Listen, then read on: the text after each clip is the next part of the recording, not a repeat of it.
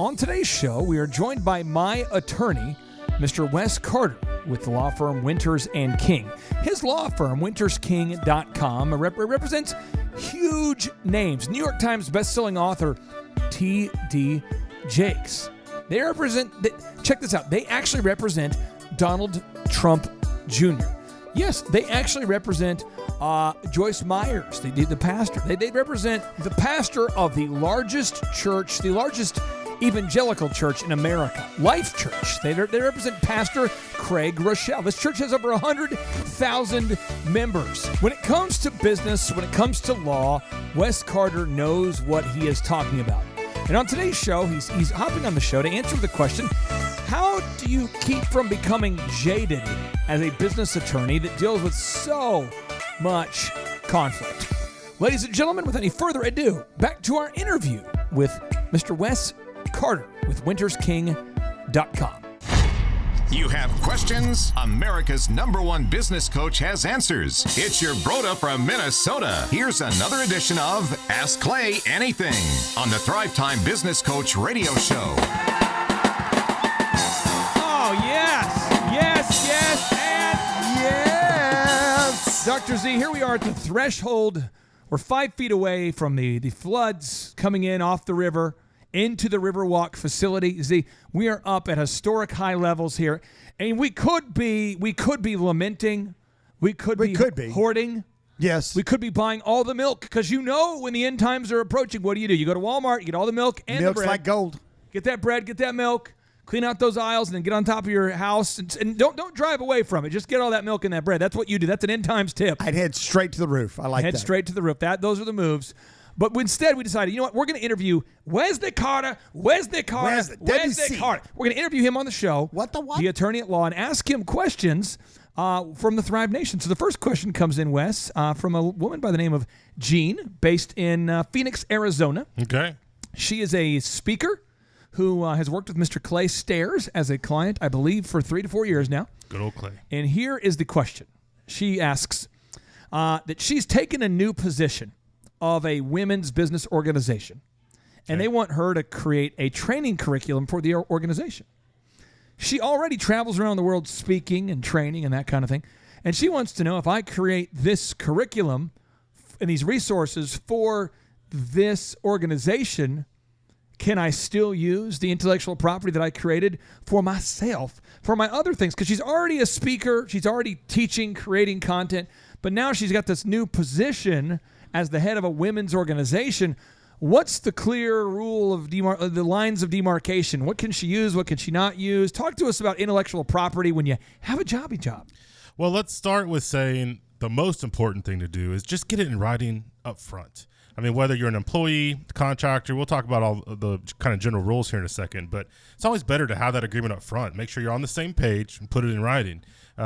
With a contractor, if you're getting paid to provide a certain service to me, usually there needs to be some sort of written agreement if the person creating it's not going to own the rights to it. Now with employees, it's a different world a little bit. There's something called the work for hire doctrine, which you're my employee and part of your job duties is to make this copyrightable material, text or images or video, whatever it is, then the employer owns the rights to that intellectual property, but leaves a lot of room for arguing. I mean, we can argue here, that was outside the scope of my duties, or I did that off the clock, not on the clock. So there leaves a lot to argue about. And so the best advice I can give anyone is put it in writing. Doesn't have to be a very complicated document. Just say, hey, I'm going to prepare this for you. I'm going to own it. I'll give you a royalty-free license to use it. And it just clarifies it right up front, so you don't have to worry about that down the road. Z, does that answer it from your perspective as an entrepreneur? Does that give the clarity that you need? Or are you still going, I don't get it? Because I think there's a lot of employees. I'll give you an example. A lot of artists who've worked for me over the years, cartoonists. Yeah.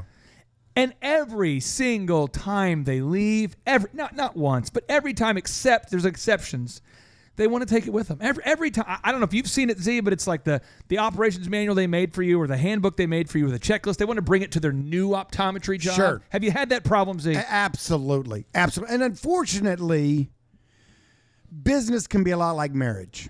Whoa.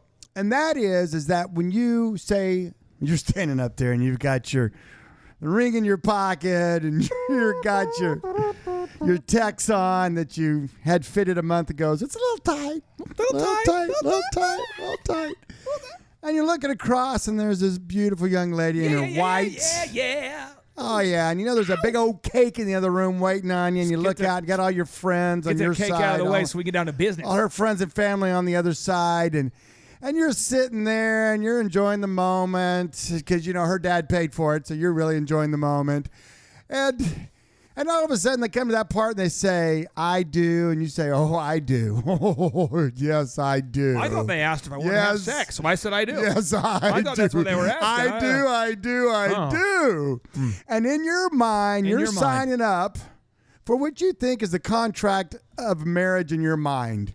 And that sweet little thing in her white dress is standing over there, and they ask her, and she goes, well, yes, I do. And she has her little contract in her mind.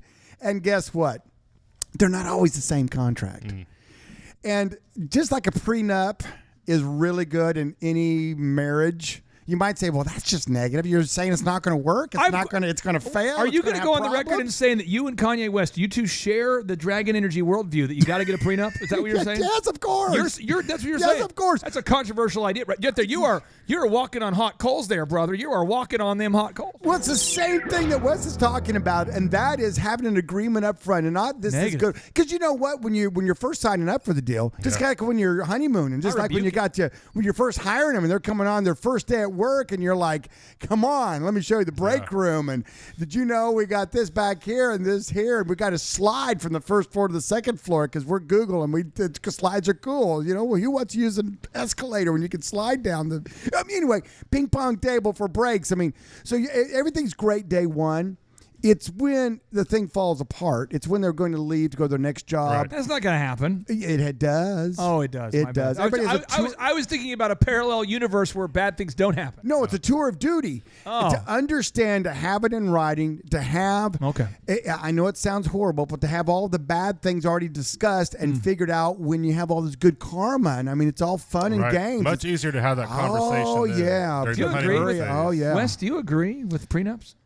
Well, I think prenups are a good idea. Yeah, just like in business. This is a business prenup. One of the reasons divorces get so messy is not just the emotional part of it, but it becomes the wild, wild west where there's no rules. You're fighting over, I'm going to get as much as I can, and I'm mad at you, so I'm not going to be reasonable sometimes. I'm just going to take whatever I can get.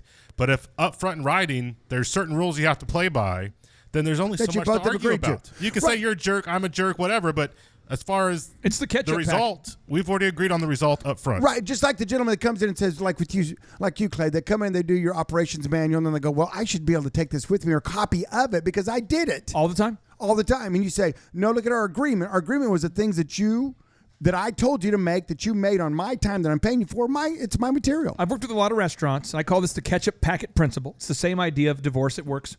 What happens is you go into a restaurant, not you, it's none of our listeners, people we know. Well, frick, I just did this. Okay, so I did this. This is me telling on myself. I go into the barbecue place right over here, Billy Sims, and they said, sir, would you like some barbecue sauce? I said, yeah, the hot stuff. I said, sure. They gave me, Andrew, 6 or 7 packets every time? And I eat like half a packet every time. And I just, the rest of it I'm going, well, probably just throw it out. Because at this point I would have like thousands of them. You know what I mean? But what happens is if you're a business owner, you have to declare to your staff, you will give per pound of hot links 1 container. It's a big generous container. And if they want more, you can do it, but just give them 1. The default's got to be known. We got to agree on that right now because I'll go work with a business owner. I'll work with a restaurant, and they have somebody who's giving away. This particular person has given me, Andrew, you've seen it.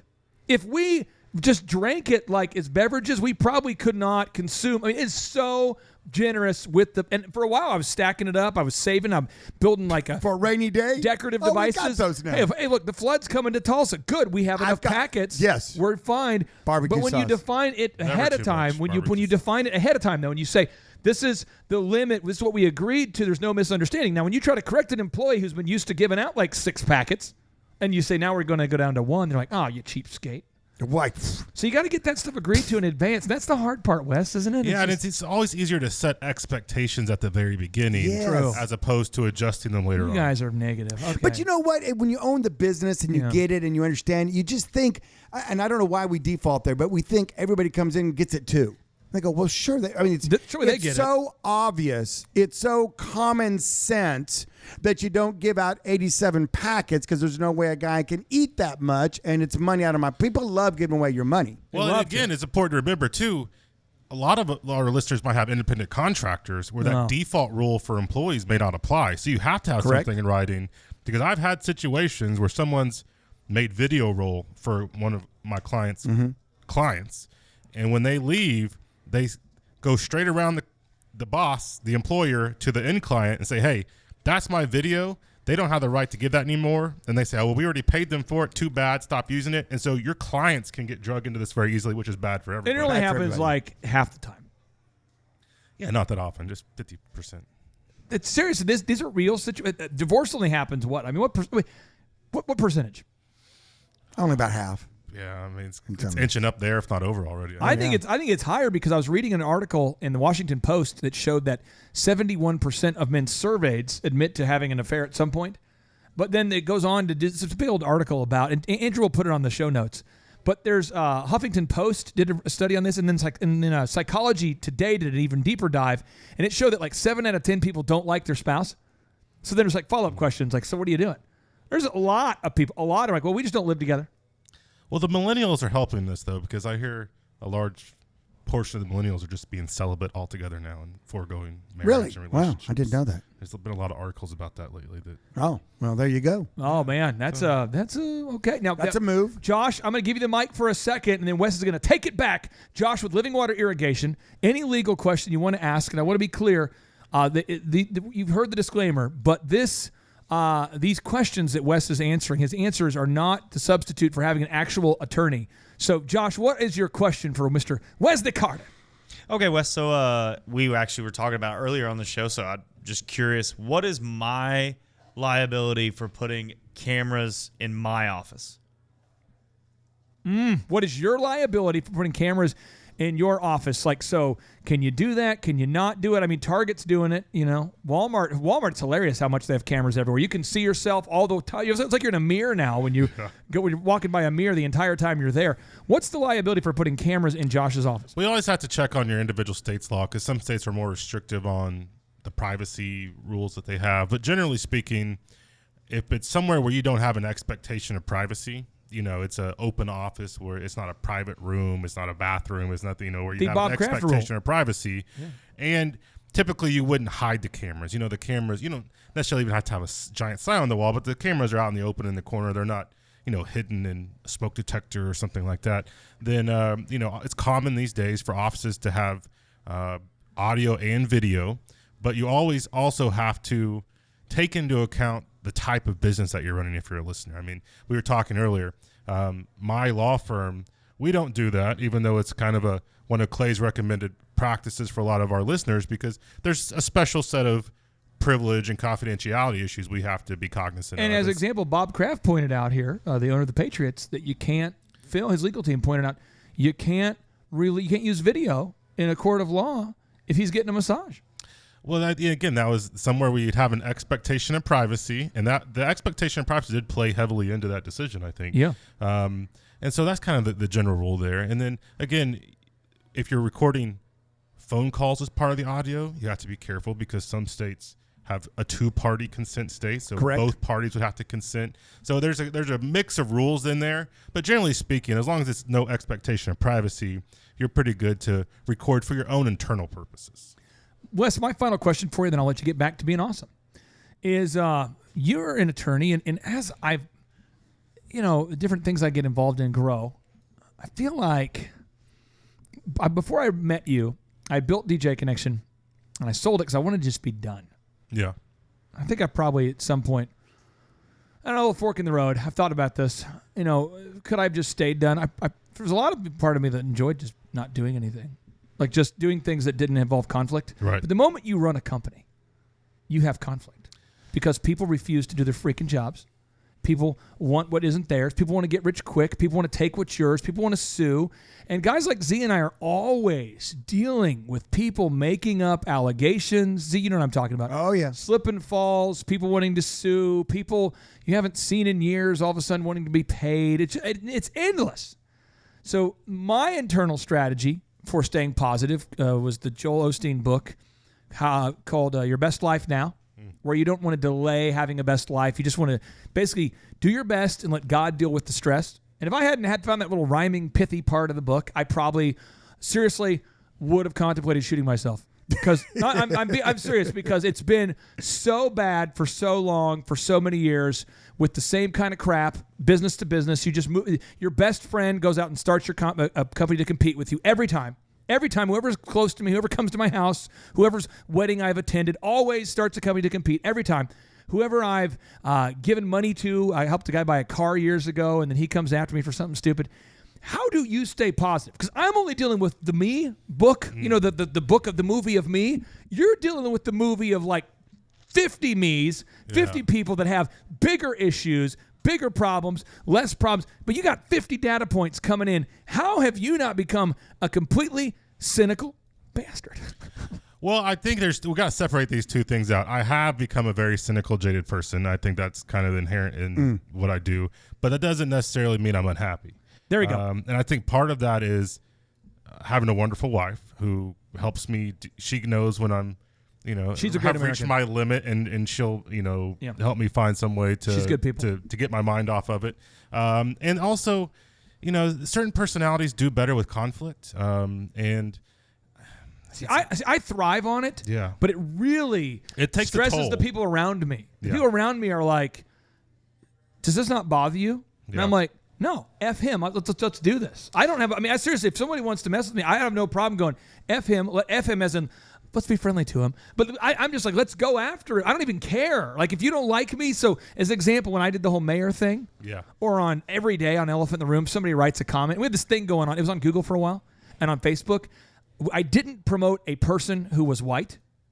And they went online and wrote, he only promotes minorities. If you look, the head of Elephant in the Room, this guy is a mixed race. This person is Hispanic. It's a whole like... So you hate white people. Reverse discrimination. They literally wrote this. I was doing this for some kind of tax credits or some kind of diversity thing. Yeah. And they're like, let's see what kind of... And they were posting pictures of these generic diverse photos. And they was on Reddit. And they're talking about how I'm just so fake and I'm trying to hire diverse people just to look good. And this whole thing. And it didn't bother me at all. But people around me, it really bothered them. And that's one of the things I find is, you have to be careful not to tie your identity and your self-worth to what other people think about you. True. And sometimes that's harder on the ones that are close to you because they're talking about your dad, they're talking about your husband, they're talking about your kid. And so it's almost harder for them to separate it, as with us who are directly involved. We're like, I care less what you think about me. I think I'm right, or I'm doing my job, or I'm doing what I'm supposed to do. And oftentimes it is hard on the family. So I think Z, I want to get your take on that too. Well, I had a question, but my take, sure. my take on that is, it's tough sometimes, and the thing about it is that as you go through life, your high water mark gets higher, just like this flood waters are going out here in the river right now. You calluses. So now we're letting out 270,000 CFS. On a day we let out 200, we're like, that's nothing. It's nothing, So as you go through life experiences, you understand that these things are really, not that big a deal, and you go on with it, and you don't let yourself get caught up in it, and whether they're on Reddit or not. I mean, someone could have a stream on Reddit right now about me, and I'm like, I don't even care enough to even look to see if there is one. I don't even care. What happens is people close to me will literally like, is it true? And I'm like, what's true? And they're like, well, somebody, just the other day we did a group interview, Z. Mm-hmm. We interviewed a bunch of people, and this guy was literally, were you there, Andrew? Did you see? This guy was literally on drugs. He was literally, I'm not like, he could be not like ibuprofen or anything. No, he was just like twitching and shaking and just maybe he's just excited to be in your aura. No, because he's been fired by a friend of mine for doing drugs, the same guy. And he sent a big old Facebook message this morning. And I didn't even know about it, but certain people have access to my Facebook so they can monitor said things. And they were like, are you worried? I'm like, no, he's just another psycho. Let's move on. Well, so I want to ask you a question now. Yeah. I'm a businessman. Mm-hmm. I'm in business now, and I'm having some success and rocking along. and I get my first shakedown letter. Do you have and I know everyone's unique and you have to look at them with a different set of eyes on everyone. First of all, for those of you who don't know, a shakedown letter is pre-lawsuit. I want something for you because I feel like your company there shall has be a done complete me reckoning of this wrong. situation. Right. So it's a shakedown letter. Right. And it usually comes from an attorney. Yep. So it's on their letterhead. And hey, before we sue, we're going to give you the opportunity to make this right. Right. Because my client is has so been sad. wronged by boom, boom, boom. Usually years in the past. What's your threshold? When you look at those, what do you recommend? So someone, first time they get one, they open it up, they're panicked, they're upset, they're angry, they go through all these different emotions. Walk me through that process and how you would talk to that said business owner and how you would handle that. Well, it's a great question because sometimes part of our job is just to calm them down and say, hey, look, I've seen much worse than this. We can handle this. This is what we're here for. We got you. Okay. Second, let's notify your insurance company. This is why you have insurance. This is why you cut that check every month there to you them. go. There you go. We'll put them on notice and, we'll make sure you got coverage. Stop, put the weapon down. Put the weapon down. Yeah. Put the lead pipe down. No Just need put it down. no need to flee to Cuba. You can stay here in the United States. I can cancel my ticket. Yeah. There's a little bit of that. There's a little bit of that. Oh, It's yeah. like, There's a little bit of that, and then you're right, and then you're looking at, okay, did you actually do what they are claiming you did? Okay, and then we start working through some of the facts. Usually, if you give them some homework and say, okay, look, we'll work through this. Once they start getting their nose into digging through emails and records, they get back to entrepreneur business person. They got a task and they're going to go complete it. But yeah, and then a lot of times those shakedown letters come with very scary hyperbole. Yes, it's like I always think of Tombstone's one of my favorite movies. Where he's like, "I'm coming and hell's coming with me." Hell's coming with me. Anybody that wears a red bandana. Right. So a lot of those cease and desist letters, shakedown letters, they sound like that. Where they're scary. Yeah.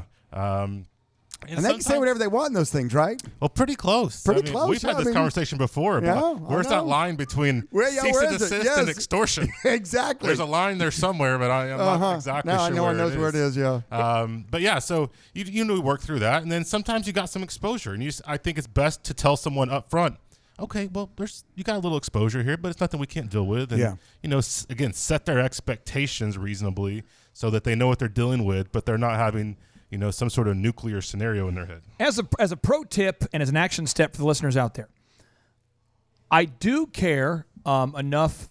Wes has been my attorney for a long time, does a great job. I encourage you to check out Winters and King as an option. But I don't care whether you hire my former client, who's a great guy, Scott Reeb. He's an attorney in Dallas. Whether you hire Wes Carter or I just hire someone you can trust before you need to trust them. Whoa, back that up again. Hire someone you can trust. Hire an attorney you can trust before you need to trust them. Because when the floods start coming down in Tulsa, that's a bad time to be looking for a backup flood office. Insurance. Well, I'm just saying, yeah. I mean, I have a backup office to go to, so I wasn't super stressed out when it happened. I'm like, let's go to the other office. But you do not want to be looking for an attorney at the very time you need to trust somebody, because there's just as many shady attorneys as there are shady entrepreneurs, shady people. Yeah. I would encourage you today, put it on your to-do list today to schedule a conversation with an attorney. Maybe you've been putting it off for a while. Get it done, because nothing is more non-fun, in my opinion, than scheduling an appointment with an attorney. But you need to do it. Wes is a great, relatable guy, but I know just the idea of scheduling a meeting with an attorney, it's like... Yeah, how would they go about finding out if they liked you or if they wanted to use you down the road? Would you have a deal? Do you have something you kind of ease them into it? If you wanted to see if we're a good fit, you can check us out on our website, wintersking.com. True. Or you can call us, 918-494-6868, 918-494-6868. We do free 15-minute consultations for new clients. And what does that look like? So I call up and go, doot. Yeah. I'd like a 15-minute consultation. Yeah, I'd like to talk to somebody about whatever you're probably, we got 9 attorneys. We run 9-10 attorneys. And so depending on what kind of issue you're dealing with, if it's something we can help you with, we're happy to talk to you if you minutes at no cost. Make sure it's a good fit. As Clay mentioned, important. you should find someone that you enjoy working with. That's a good fit. Everybody's not a good fit, and maybe it's not us, but find someone you can work with, and you're not going to dread calling, because if you hate talking to your attorney, you're not going to ever call them when you need them. Z and I threw it. I don't know what happened. I think we went down to the wrong rabbit hole in the game of life. So, sometimes you go, oh, this Z is the secret door that leads to freedom. Yeah. So you open it up, and then there's like an alligator in there, and you run past it, and you're like, oh, look, I escaped. And then you discover there's a water moccasin, and you go, oh, look, I dodged it. And then you discover there's a viper, and you dodge it. And then you discover there's a cobra biting your crotch. Yeah. That's what dealing with this attorney was like. Remember this guy? And a crazed lumberjack. You remember this? Do you remember this guy? Oh, yeah. He would just like insult me as part of the comedy. That was like his greetings. And